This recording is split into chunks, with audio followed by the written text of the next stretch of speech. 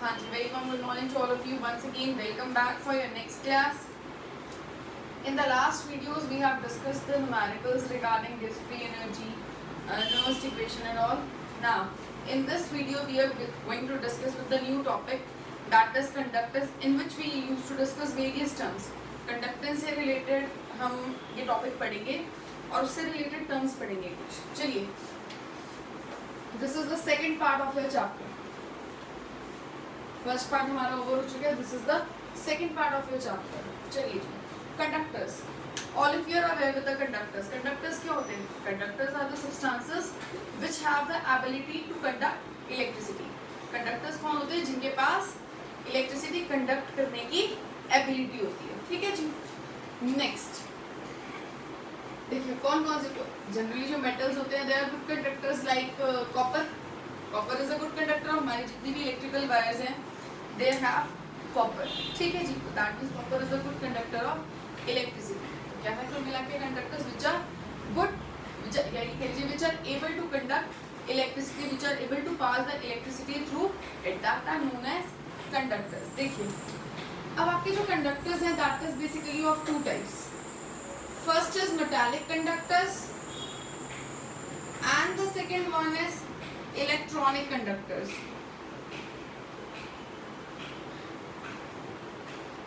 या फिर इसको हम इलेक्ट्रोलाइटिक कंडक्टर्स भी बोलते हैं.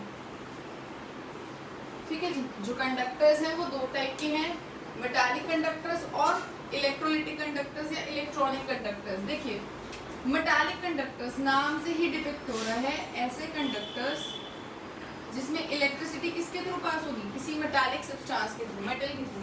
That means these are the conductors which pass the electricity through some metallic substance. किसी metallic substance से इलेक्ट्रिसिटी पास होती है तो उसको हम क्या बोलते हैं? metallic conductor. ठीक है. जिन कंडक्टर में से इलेक्ट्रिसिटी पास होती है उनमें कोई भी चेंज नहीं होता, नो चेंज. ठीक है जी. क्या बोले? जो भी मेटालिक कंडक्टर्स हैं क्या है? ऐसे कंडक्टर ये कह लीजिए जो मेटल में से इलेक्ट्रिसिटी पास होती है. अगर जो मेटल सब्सटेंस है if it is acting as a conductor, these are known as metallic conductors without undergoing any change in itself. उसके खुद के अंदर कोई चेंज नहीं होता. that are what? metallic conductors. चले जी नेक्स्ट बात करते हैं इलेक्ट्रोलाइटिक कंडक्टर्स. देखिए इलेक्ट्रोलाइटिक या electronic conductors. Electronic somehow electrons are involved. Electrons are involved in the form of ions. यहाँ पे मेटल्स होते हैं. Metals are the substances which passes the electricity. यहाँ पे आपके पास आयन होते हैं which passes the electricity. That means if the electric current pass through substance, ठीक है, in the form of ions, ions की फॉर्म में पास हो रहा है जो करंट है उसको हम क्या बोलते हैं? Electronic conductors. देखिए आयन्स की फॉर्म में कैसे? अब फॉर एग्जाम्पल जो आयन्स है उनमें क्या प्रेजेंट है? इलेक्ट्रॉन्स. वो एक्चुअली में नो डाउट इलेक्ट्रिसिटी होती है फ्लो ऑफ इलेक्ट्रॉन्स. तो चाहे आयन्स हैं चाहे मेटल्स है उनके इलेक्ट्रॉन्स की ही मूवमेंट हो रही है. बट पर्टिकुलरली अगर आयन्स इन्वॉल्व है for the movement of electrons उसको हम क्या बोलेंगे? इलेक्ट्रोलाइटिक कंडक्टर्स और इलेक्ट्रोलाइटिक सब्सटेंसेस. या ये बोल सकते हैं these are the substances which allow the electricity to pass through it. ऐसे सब्सटेंसेस जो इलेक्ट्रिसिटी को अपने में से पास होने देते हैं आइदर इन एक्वा स्टेट और molten state. For example salt है उसको आपने पानी में डिसॉल्व किया हो वो क्या है? एक्वस फॉर्म में. अब उस NaCl के उसमें क्या बन चुके हैं? आयंस बन चुके हैं. अब वो जो आयंस हैं वो फ्लो ऑफ इलेक्ट्रॉन्स को अलाउ करेंगे. दैट मीन्स यहाँ पे ions are the substances which allow the flow of current. ठीक है जी. अब वो सब्सटेंस चाहे एक्वा स्टेट में हो या molten state. Aqua state means हमने वाटर में dissolve. Molten state means semi liquid form, ना सॉलिड ना liquid, semi gel like substance. Is it clear? चलिए जी. हाँ जी. एक आपके पास एक्सेप्शन है, कार्बन है, ग्रेफाइट है. ये क्या है?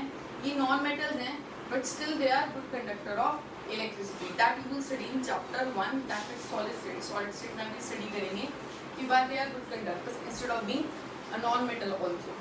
ठीक है जी. चलिए अब बात करते हैं डिफरेंस की. मेटालिक कंडक्टर्स और electrolytic conductors, metallic conductors and electrolytic conductors. Metallic conductors क्या है? Carried by movement of electrons. ठीक है, ये actually movement of electron, metals के अंदर जो इलेक्ट्रॉन्स हैं उनकी मूवमेंट की वजह से हुई है, and it is caused by movement of ions. ठीक है जी, मेटालिक कंडक्टर जो है वो इलेक्ट्रिसिटी कंडक्ट करते हैं by movement of actually electrons. जो इलेक्ट्रॉनिक कंडक्टर्स हैं दे पासेस इलेक्ट्रिसिटी और electric current by movement of ions. यहाँ पे क्या होगा? No chemical change in properties, no या ये कह लीजिए no change in chemical properties, no change in chemical properties. इसमें क्या होगा? Chemical change occurs, chemical change occurs. ठीक है जी, ये हमने मेटालिक कंडक्टर्स में पढ़ा भी था कि इलेक्ट्रिसिटी को कंडक्ट करेंगे पर सब्सटेंस के अंदर खुद के अंदर कोई भी चेंज नहीं होगा। यहाँ पे क्या हुआ? जो सब्सटेंस था वो आयंस में ब्रेक हो चुके, एक केटायन बन चुका है एनायन। अब वो केटायंस और एनायंस के अलग अलग प्रॉपर्टीज जो है वो शो कर रहा है, तो यहाँ प्रॉपर्टीज चेंज होती है, यहाँ प्रॉपर्टीज चेंज नहीं होती। Next very very important point, it decreases with increase in temperature. ये आगे जाके बहुत काम आने वाला है।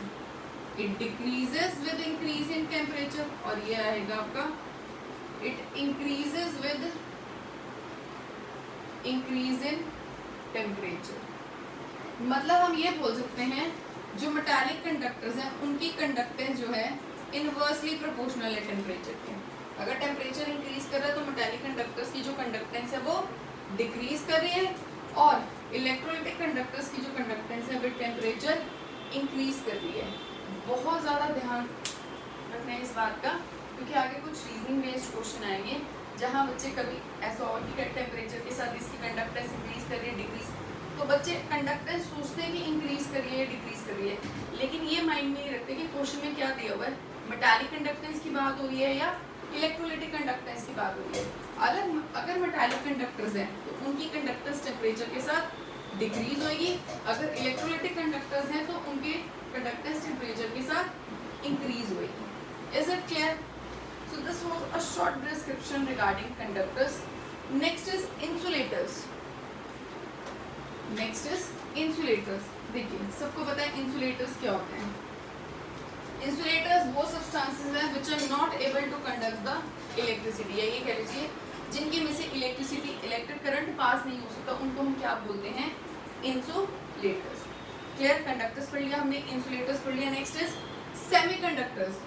सेमीकंडक्टर्स क्या होते हैं? These are the substances whose properties lie between conductors and insulators, जिनकी प्रॉपर्टीज कंडक्टर्स और इंसुलेटर्स के बीच में लाई करती है। ठीक है जी, मतलब कुछ प्रॉपर्टीज ये कंडक्टर्स की शो करते हैं, कुछ प्रॉपर्टीज ये इंसुलेटर की शो करते हैं, इन बिटवीन उनकी वैल्यूज लाई करती है, उनको हम क्या बोलते हैं?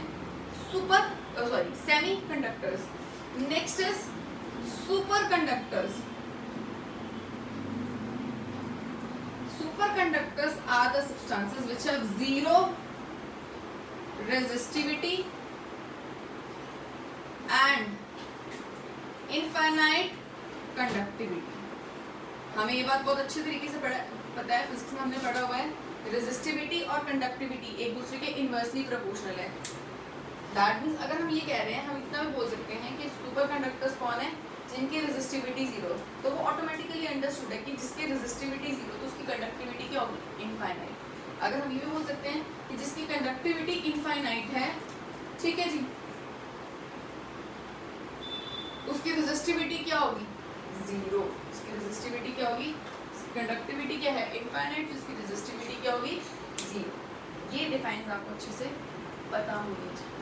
चलिए अब बात करते हैं डिग्री ऑफ ये कह लीजिए इलेक्ट्रोलाइट्स।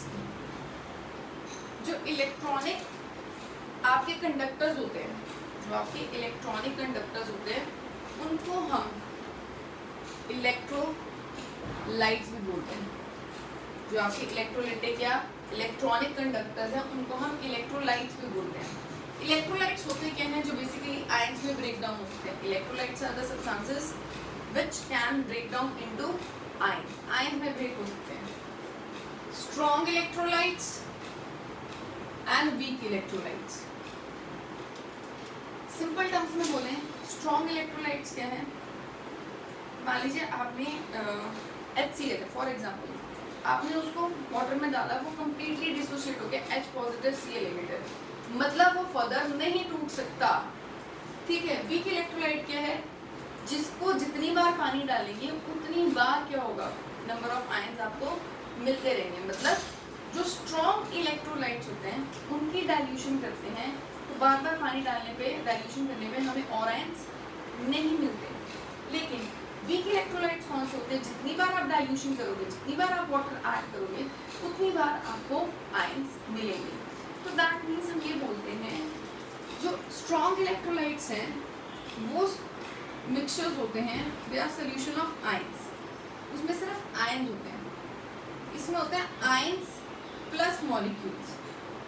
तो होता क्या है कि जितनी बार आप वाटर डाल दोगे, आयंस तो जो बनने थे वो बन गए, जितनी बार आप वाटर डालते रहोगे हर बार क्या है, वो आयंस और मॉलिक्यूल्स बनते रहेंगे। फिर आप जितनी बार वाटर डालोगे फिर उतनी बार ये आयंस और मॉलिक्यूल्स बनते रहेंगे। मतलब अगर आपके पास CH3COOH है, थ्योरेटिकल बेसिस पे तो हम ये समझ लेते हैं CH3COO negative plus H positive, चलो जी ये टूट गया, ऐसे टूट सकता, अब ये क्या हो गया, स्ट्रॉन्ग इलेक्ट्रोलाइट नहीं, बट ये क्या है, वीक इलेक्ट्रोलाइट। इसका मतलब ये तो हमने सिर्फ एक ही बात की, अगर हमारे पास इसके 100 मॉलिक्यूल्स हो जाए ना, 100 में से मैं कहती हूँ 5 या 6 ऐसे आयंस में टूट जाएंगे, बाकी ऐसे के ऐसे ही पड़ेंगे।